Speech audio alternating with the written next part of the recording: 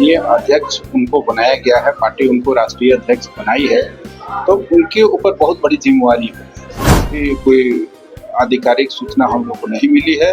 हम लोग का जो तैयारी है उनके आने का, जो कार्निवल हॉल में आएंगे, वहाँ हॉल का तोरण द्वार को बना रहे हैं, हमारे झंडा बैनर से सजेगा और हमारे 24 जिला होती है, अपनी अपनी पार्टी का हित सब कोई चाहता है। तो निश्चित रूप से जब भी 6 राज्य में जो चुनाव हो रहा है, 6 राज्य में बीजेपी की सरकार नहीं बनी ना। क्यों नहीं बोल रहे हैं? एक भी बयान किसी बीजेपी का नेता का नहीं आया, सारे लोग अभी चुप है। इस पे तो बोलना चाहिए। हमारे कार्यकर्ता होते, राजद का होता, जेएमएम का होता, कांग्रेस होता, अभी तक बीजेपी सड़क पे नाच करते रहता है। तो करे प्रदर्शन कि नहीं, उसको फांसी दो। एक आवाज कहीं से नहीं आई किसी का, क्या ही कार्यकर्ता होता है, बीजेपी का ही नेता होता है, इसलिए जो चेहरा है यही है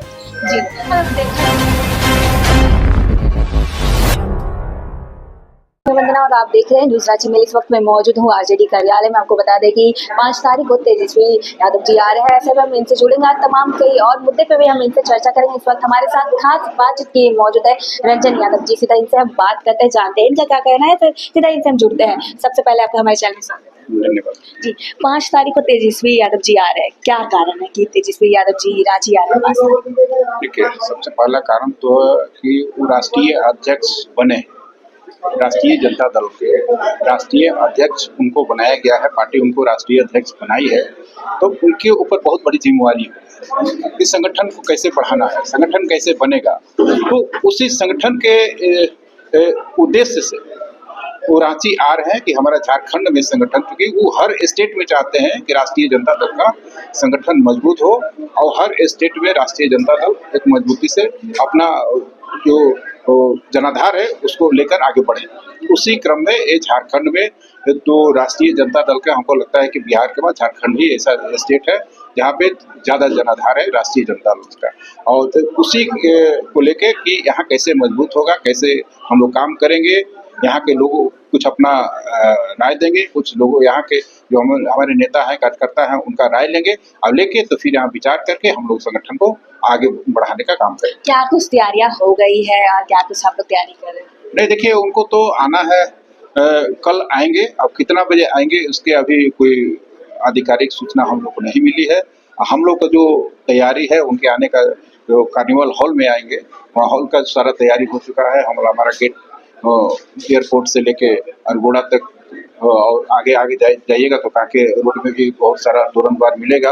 और तोरण द्वार सबसे बड़ी चीज है कि सब समाज को लेके, सारे समाज के लेके हम लोग उस तोरण द्वार को बना रहे हैं, हमारे झंडा बैनर से सजेगा और हमारे 24 जिला से राष्ट्रीय जनता दल के एक एक कार्यकर्ता आ रहे हैं और आने के बाद हम लोग उनका भव्य अभिनंदन करेंगे, क्योंकि ये पहला बार झारखंड आ रहे हैं, तो हमारा कर्तव्य है कि हमारे नेता रहे तो उनका अभिनंदन करें, स्वागत करें। उसी स्वागत के हम लोग तैयारी में है और जोरदार स्वागत होगा और ऐतिहासिक कार्यक्रम होगा। यहाँ से राष्ट्रीय जनता दल, एक नया राष्ट्रीय जनता दल फिर आपको देखने को। किन किन कार्यक्रम में और तेजस्वी जी शामिल होंगे अगर रांची आ रहे हैं तो? जी, किन किन कार्यक्रम में तेजस्वी जी? देखिए, तेजस्वी जी सबसे पहले तो आ रहे हैं तो उनका अभिनंदन समारोह हम लोग करेंगे कार्निवल हॉल में।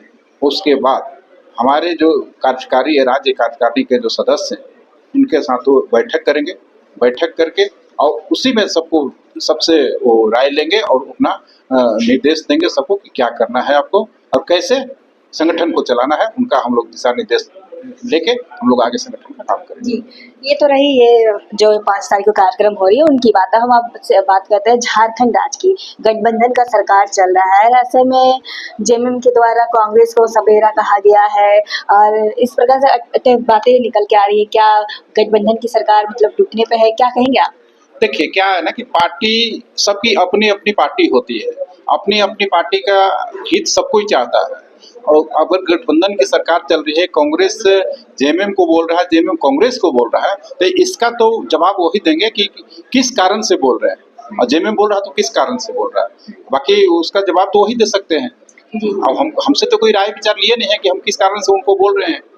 हम तो उनसे एकदम अलग है, हम सरकार में है, लेकिन हम किस कारण से, अगर हम उनको बोलेंगे तो हम अपना राय को जो हम बोलेंगे अपनी बात को कांग्रेस थोड़ी ना बताने जाएंगे हम किस कारण से कांग्रेस हम सरकार में अपना विरोध कर रहे हैं, तो सरकार में किस कारण से कर रहे हैं। तो हमको बताए तो नहीं है। अगर इसको जवाब देना है तो आपको उनसे लेना जी, होगा। अगर देखा जाए तो आप लोग एक और जहाँ बीजेपी को भगाने चाह रहे हैं, पर ऐसे में क्या लगता है बीजेपी का कैसे आप लोग भगा पाएंगे? एक और खुद में ही मतलब अटपटे लगाई जा रही है कि गठबंधन की टूटेगी, कि कैसे देखते हैं, कैसे भगाएंगे? क्योंकि असम में भी चुनाव हो रहा है, तो वहाँ पे भी कांग्रेस और जेएमएम अलग है, अलग ही तरीके से कर रहे हैं। देखिए क्या है ना कि जनता है हमारे साथ, और देखना है कि अगर बीजेपी उसमें मतों का बंटवारा नहीं करती है या बीजेपी मत का हरण नहीं करता है, जो बीजेपी का जो चाल चरित्र है जो करते आया है अभी तक, जो बिहार में आपको देखने को मिला है, अगर वैसा नहीं करता है तो निश्चित रूप से जब भी 6 राज्य में जो चुनाव हो रहा है, 6 राज्य में बीजेपी की सरकार नहीं बनने जा रही।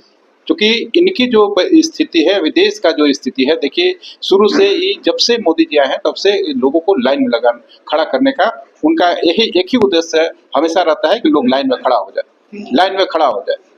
और लाइन में देखिए अभी गैस के सिलेंडर के लिए लोग लाइन में खड़े हो रहे हैं, कोरोना में लाइन में खड़े हुए, नोटबंदी में लाइन में खड़े हुए। इससे पहले इतिहास में कभी ऐसा नहीं हुआ था कि देश के लोग लाइन में खड़े होकर अपना जो हक और अधिकार है वो ले। जी, अगर देखा जाए अभी एक मामला काफ़ी ज़्यादा सुर्खियों में चल रहा है, हजारीबाग का मामला जो दिल दहला देता है।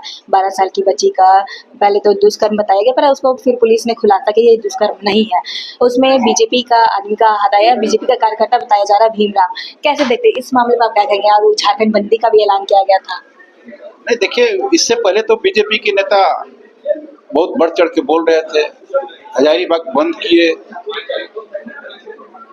और बोल रहे थे कि नहीं राज्य में अराजकता की स्थिति, राज्य में लाइन ऑर्डर खराब है, राज्य की सरकार काम नहीं कर रही है।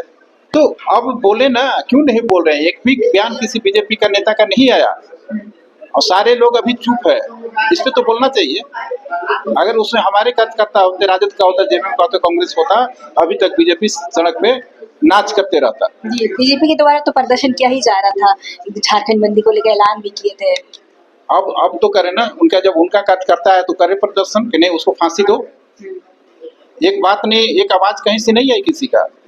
लेकिन बीजेपी की जहां भी इस तरह की घटना घट रही है पूरे देश में, वो बीजेपी का ही कार्यकर्ता होता है, बीजेपी का ही नेता होता है, और बीजेपी का असली जो चेहरा है यही है।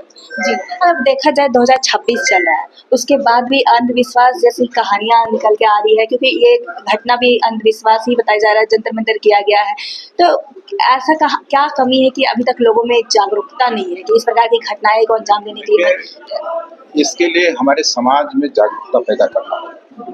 अब वो जागरूकता पैदा जो होगा वो हमको और आपको मिल के किसी राजनीतिक पार्टी से हट के या उनको जागरूक करना होगा। अगर हम किसी गांव में रहते हैं, अगर हम वहाँ साक्षर हैं, हम पढ़े लिखे हैं, तो उन जो हम पढ़े लिखे नहीं है उनको हमको जागरूक करना हमारा कर्तव्य है। अगर सब लोग इस कर्तव्य पे काम करने लगेगा, सब सोचने लगेगा, तो इस तरह की घटना नहीं होगी और सब लोग जागरूक होगा। ये जागरूकता पैदा करना एक एक व्यक्ति जो साक्षर व्यक्ति है, जो शिक्षित है, उनका काम है कि इस तरह के लोगों को समझाए और उनको जागरूक करे। नहीं तो इस तरह की घटना होते रहेगी। अंधविश्वास लोगों में अब काफी फैला हुआ है। जिस तरह से अभी बीजेपी के प्रति लोग अंधविश्वास होकर लोग वोट देते हैं जाके, कि बीजेपी हमको राशन दे रही है, बीजेपी कुछ कर नहीं रही, लेकिन बीजेपी के प्रति अंधविश्वास है, धर्म है, धर्म के का जो पहरेदार बने हुए हैं उसके लिए उनको वोट मिलता है। जी, बहुत बहुत धन्यवाद। ये थे हमारे साथ रंजन जी। जैसा कि आपने सुना कि इनकी तमाम मुद्दे पे इनकी प्रतिक्रिया थी। फिलहाल इतना ही, ऐसे अपडेट के लिए बने रहे न्यूज़ राजी के साथ। धन्यवाद।